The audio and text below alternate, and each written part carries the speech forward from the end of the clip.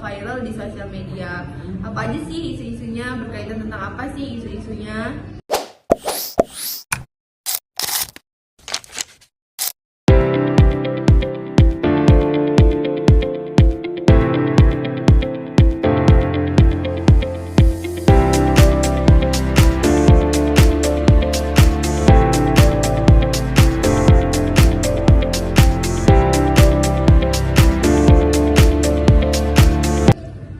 Isu-isu itu bakal kita bahas dan kita bandingkan dengan implementasi dari sila kelima Pancasila. Apa aja sih kasus-kasus yang berkaitan? Jadi kasus pertama yaitu ada seorang nenek yang ditangkap karena dia mencuri kayu. Nah, kasus yang kedua, DPR Bengkalis yang korupsi dana bansos. Stay tune guys! Dua kasus dengan kesetimpangan hukuman yang terlihat jelas. Yang bilang Rahel dan Naila tadi, kita akan bandingin dua kasus. Yang pertama ada tuduhan nenek-nenek yang mencuri kayu, dan yang kedua DPRD Bengkalis yang katanya korupsi dana bansos. Nah, menurut kalian gimana sih perbandingan kasusnya? Emang kayak gimana sih detail lengkap kasusnya? Nah, jadi kasus yang pertama yaitu nenek-nenek yang ditangkap. Jadi kisahnya, nenek-nenek itu mencuri kayu untuk kebutuhan hidupnya, tetapi dia ditangkap karena tuduhan mencuri. Nah, jadi ditangkapnya itu di penjara selama 5 tahun dengan denda 500 juta.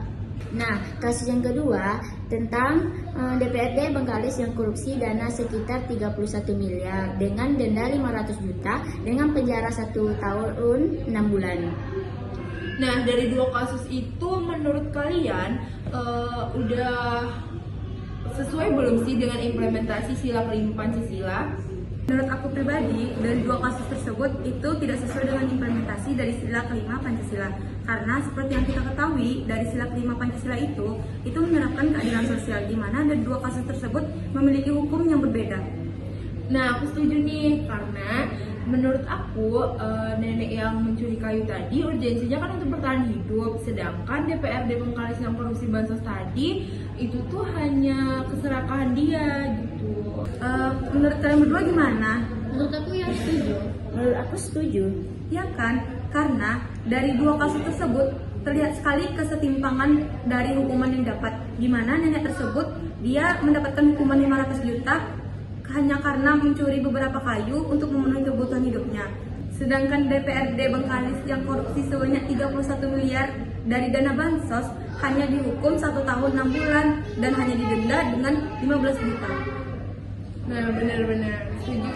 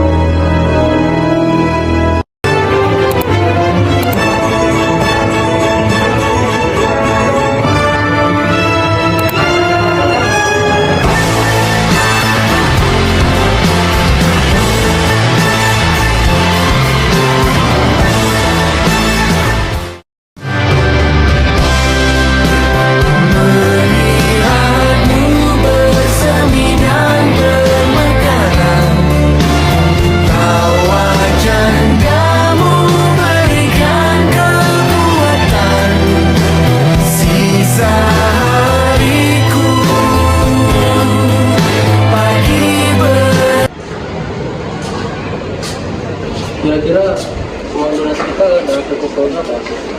Tahu, coba tanya Alia.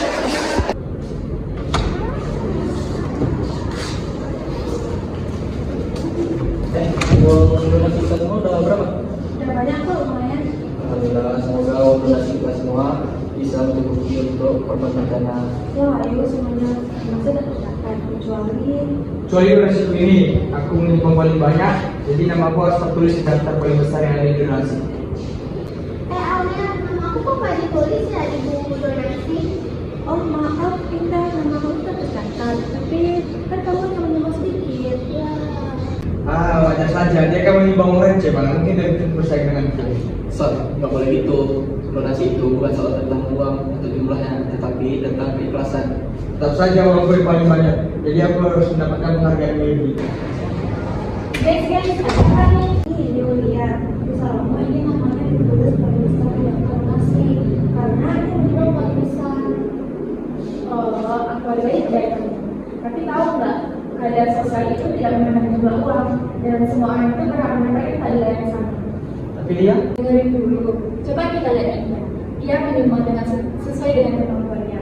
Mungkin uangnya tidak sebanyak uang kamu, tapi semangat yang besar bakal lebih tulus. Iya, itu benar. Itu ada di dalam salah iman. Kita harus bersikap adil dan menghargai semua orang. Tanpa harus meninggalkan status sosialnya dan kekayaannya. Ini juga bukti bahwa kita berdoa bersama-sama.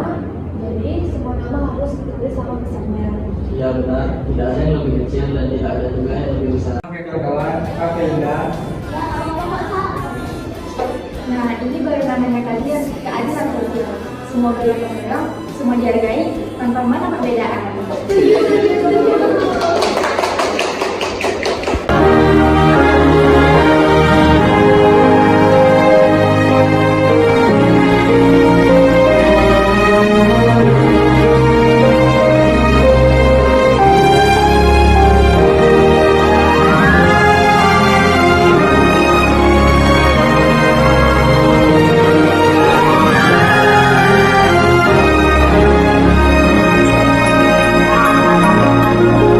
Oke, sekian dari kelompok kami. Lebih dan kurang kami mohon maaf. Kami akhiri.